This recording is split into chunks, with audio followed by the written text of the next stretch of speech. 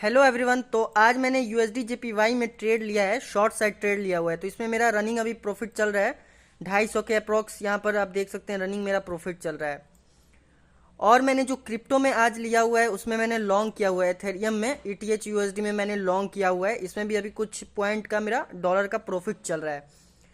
तो इसका एनालिसिस बताऊंगा। उससे पहले मैं आपको बता दूं कि मैंने क्रिप्टो में और फॉरेक्स में जो प्रीवियस वीडियो में मैंने जो दिखाया था ट्रेड, उसमें मेरा क्या हुआ है। मेरा दोनों में स्टॉप लॉस हिट हुआ है, ठीक है।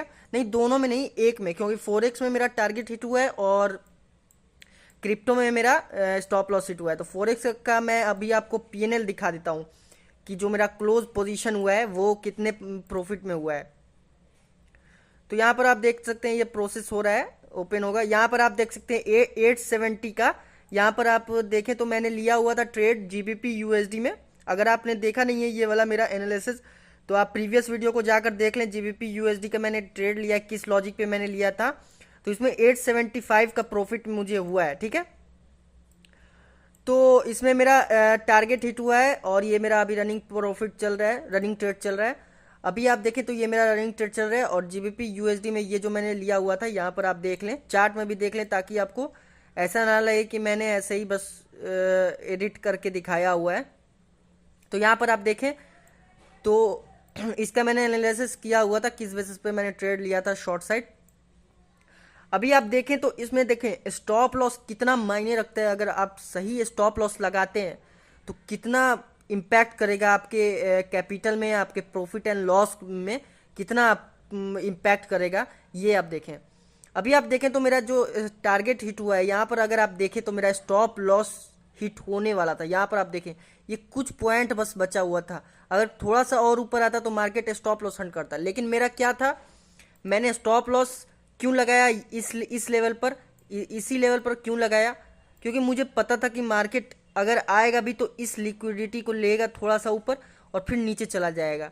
अगर आप देखें तो ठीक इसी के पास आया मार्केट, ठीक इसी के पास आया और फिर यहाँ से क्या किया मार्केट ने, एक स्ट्रॉन्ग सेलिंग दिखाई। तो इससे ये पता चलता है कि अगर आप स्टॉप लॉस सही जगह पर रखते हैं और सिंपल एनालिसिस सही लॉजिक के साथ ट्रेड लेते हैं तो आपका टारगेट, आप प्रॉफिट में ज़रूर निकलेंगे। तो अभी जो ये मेरा रनिंग ट्रेड चल रहा है, मैंने 2 लॉट लिए हुए हैं इसमें। पोजीशन साइजिंग के हिसाब से मैंने 2 लॉट लिया हुआ है इसमें यूएसडी जेपीवाई में, ठीक है।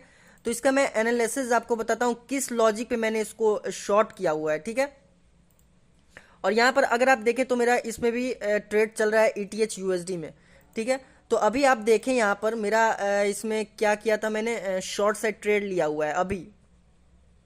तो किस बेसिस पे मैंने इसको शॉर्ट किया हुआ है वो मैं आपको बताता हूँ, ठीक है। तो अगर यहाँ पर मार्केट को देखें आप तो स्ट्रॉन्ग बाइंग आई थी, ठीक है। उसके बाद से मार्केट ने क्या किया कि यहाँ से थोड़ा थोड़ा सेलिंग के लिए इंटरेस्टेड था मार्केट, ठीक है। इंटरेस्टेड हो रहा मार्केट थोड़ा थोड़ा सेलिंग के लिए, ठीक है। क्योंकि इतना जो बाइंग आई हुई है इन सभी का प्रॉफिट बुकिंग तो होगा ही। जो भी इस इतने अप ट्रेंड में जो भी बैठे होंगे बायर्स, उन सभी का स्टॉप लॉस और प्रॉफिट जब बुक हो गया होगा तो वो लोग सोचते होंगे कि अब प्रॉफिट बुक कर लेते हैं। क्योंकि जब इतना रैली आने के बाद जब अब प्रॉफिट बुकिंग नहीं करेंगे तो कब करेंगे। तो यहाँ पर अगर आप देखें तो ये एक शॉर्ट साइड ट्रेंड है। यहाँ पर अगर आप देखें तो एक शॉर्ट साइड ट्रेंड बना हुआ है, ठीक है। अभी आप देखेंगे गौर से तो यहाँ पर क्या कर रहा है मार्केट, एक चैनल पैटर्न में बना हुआ है। इस लेवल पर जा रहा, यहाँ से एरिया पर आ रहा, इस एरिया पर आने के बाद फिर इस एरिया पर जा रहा, फिर इस एरिया से आ रहा। तो इसका चांसेस ये है कि मार्केट नीचे जाए। अब क्यों चांसेस है, तो इसके लिए मुझे अब सिंपल ये देखना नहीं है कि चैनल पैटर्न बना है तो मैं शॉर्ट कर दूँ, नहीं। अब इसके पीछे थोड़ा 3-4 मुझे रीज़न मिलने चाहिए, लॉजिक मिलने चाहिए, स्टॉप लॉस बनता हुआ दिखना चाहिए, तब मुझे शॉर्ट करना है। ये ज़रूरी है, कन्फर्मेशन आपको लेना बहुत ज़रूरी है।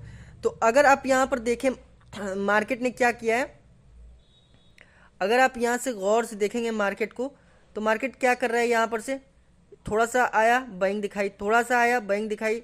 यहाँ पर मतलब बाइंग दिखा रही है लेकिन उतना स्ट्रॉन्ग बायर्स नहीं आ रहे हैं, ठीक है। तो इन लोगों का ये जो ट्रेंड लाइन है, ठीक है, एक समझे एक तरह का ट्रेंड लाइन है।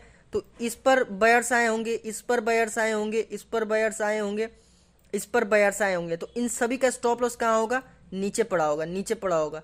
तो इन सभी का स्टॉप लॉस हंट करने के लिए क्या मार्केट नीचे नहीं आ सकता, आने के चांसेस हैं। तो ये एक रीज़न हो गया शॉर्ट करने का मेरे। अब मैं आपको बताता हूँ और रीज़न। अगर आप यहाँ से गौर से देखें तो मार्केट क्या कर रहा है, एक हेड एंड शोल्डर टाइप का पैटर्न बना रहा है जो एक डाउन ट्रेंड को बताता है, इंडिकेट करता है कि मार्केट डाउन ट्रेंड में जाएगा। ये एक डबल बॉटम या टॉप आप जो कह सकते हैं, या हेड एंड शोल्डर जो कहें, उस टाइप का पैटर्न है। तो ये एक साइन मिल गया मुझे शॉर्ट साइड जाने का। अब मैं आपको बताऊं तो ये जो एरिया है, ये एरिया जो है यहाँ पर अगर आप देखें तो ये जो एरिया है यहाँ से क्या हो रहा है, एक स्ट्रॉन्ग सेलिंग आ रही है। अगर आप इस एरिया को देखें तो मार्केट ने क्या किया, एक स्ट्रॉन्ग सेलिंग दिखाई, यहाँ तक कि इतनी स्ट्रॉन्ग सेलिंग थी कि यहाँ जो सपोर्ट बना हुआ था उसको भी मार्केट ने ब्रेक कर दिया। अब मार्केट फिर से उसी लेवल पर आया है और यहाँ से स्ट्रॉन्ग सेलिंग दिखाई है, बट यहाँ पर क्या हुआ, मार्केट ने उतना अच्छे से अभी शॉर्ट साइड नहीं किया गया है। ठीक है, क्यों? क्योंकि मार्केट को पता है कि जो इस लेवल पर शॉर्ट किया होगा वो फिर से यहाँ पर शॉर्ट करेगा। ठीक है, तो इसलिए थोड़ा सा स्टॉप लॉस क्रिएट करने के लिए मार्केट थोड़ा सा ऊपर गया। ठीक है, कि पैनिक होकर सेलर्स निकल जाए। अब मार्केट क्या कर रहा है, यहाँ से अगर आप देखें तो एक सपोर्ट बना रहा है। ठीक है, एक सपोर्ट बना रहा है। अब सपोर्ट बना रहा है तो यहाँ से बायर्स आए होंगे, यहाँ से बायर्स आए होंगे, यहाँ से बायर्स आए होंगे। इतनी देर से मार्केट बायर्स को इनवाइट कर रहा है, तो उन सभी का स्टॉप लॉस भी नीचे पड़ा होगा, तो ये चांसेस है कि मार्केट नीचे जाए। तो ये सब कंफर्मेशन मिल चुका है मुझे नीचे जाने का, इसलिए मैंने इसको शॉर्ट साइड ट्रेड लिया हुआ है। और अभी आप देख सकते हैं ये मेरा रनिंग ट्रेड यहाँ पर अभी चल रहा है। यहाँ दोनों में यूएसडी जेपीवाई में मेरा रनिंग ट्रेड चल रहा है। अब मैं आपको बताता हूँ ईटीएच यूएसडी में मैंने लॉन्ग साइड क्यों ट्रेड लिया हुआ है, क्योंकि ऑलरेडी मार्केट डाउन ट्रेंड में है, तो मैंने ट्रेंड के अगेंस्ट जाकर क्यों ट्रेड लिया हुआ है, तो उसका रीज़न मैं आपको बताता हूँ। यहाँ पर अगर आप देखें तो मार्केट ने कितनी स्ट्रॉन्ग सेलिंग दिखाई है। ठीक है, यहाँ से सेलिंग दिखाई है तो चांसेस है कि मार्केट नीचे जाए, बट मैंने यहाँ से लॉन्ग साइड ट्रेड क्यों लिया है, तो इसका रीज़न मैं आपको बताता हूँ एनालाइज करके मार्केट को कि किस बेसिस पे मैंने इसको लॉन्ग साइड ट्रेड लिया हुआ है। तो अगर आप देखें मार्केट में तो ये जो एरिया बना हुआ है, मार्केट यहाँ से स्ट्रॉन्ग बाइंग आ रही है। ठीक है, बायर्स एक्टिव हो जा रहे हैं।